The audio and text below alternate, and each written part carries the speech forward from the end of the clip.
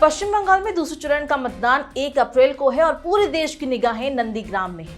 और पूरे 2021 के विधानसभा चुनाव में नंदीग्राम ही चर्चा में रहा, क्योंकि यहां से चुनावी मैदान में पश्चिम बंगाल की मुख्यमंत्री और टीएमसी प्रमुख ममता बनर्जी और बीजेपी से शुवेंदु अधिकारी आमने सामने हैं। सबसे पहले बात करते हैं नंदीग्राम सीट की। अब आपको बता दें कि नंदीग्राम आखिर इतनी चर्चा में कैसे आया।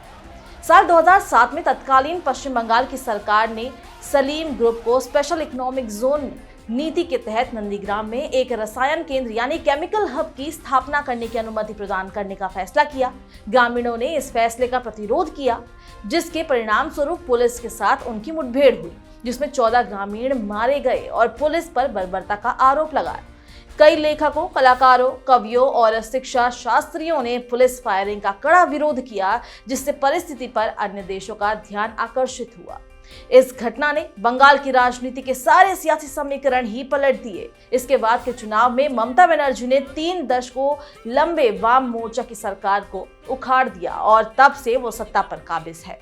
एक सवाल ये भी है कि क्यों ममता बनर्जी अपना गढ़ छोड़कर नंदीग्राम गई। ममता बनर्जी की तरफ से बीजेपी के लिए इसे कड़ा संदेश माना जा रहा है, क्योंकि बीते कई समय से टीएमसी छोड़कर कई दिग्गज नेता बीजेपी में शामिल हुए, जिसके बाद ममता बनर्जी ने कहा था कि इससे टीएमसी को कोई नुकसान नहीं होगा। अब बात 2016 के चुनाव की करें तो तृणमूल कांग्रेस से चुनाव लड़ने वाले शुवेंदु अधिकारी ने सीपीआई के प्रत्याशी अब्दुल कबीर शेख को 81,000 से भी अधिक मतों से चुनाव में हरा दिया था और उस चुनाव में शुवेंदु अधिकारी को 1,34,623 मत मिले थे। लेकिन इस चुनाव में हालात बदल गए हैं, क्योंकि उनके सामने राज्य की मुख्यमंत्री ममता बनर्जी है। ये सीट पर चुनाव इसलिए भी काफी महत्वपूर्ण है क्योंकि दोनों ममता बनर्जी और शुवेंदु अधिकारी नंदीग्राम आंदोलन का चेहरा रहे हैं।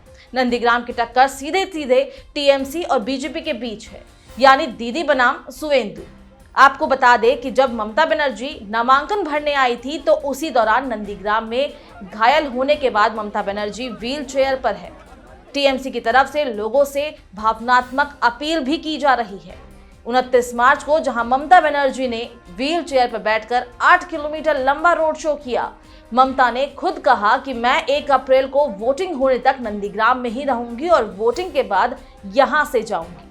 इससे साफ जाहिर होता है कि ममता बनर्जी नंदीग्राम सीट पर किसी तरह का कोई जोखिम भरा कदम नहीं उठा सकती।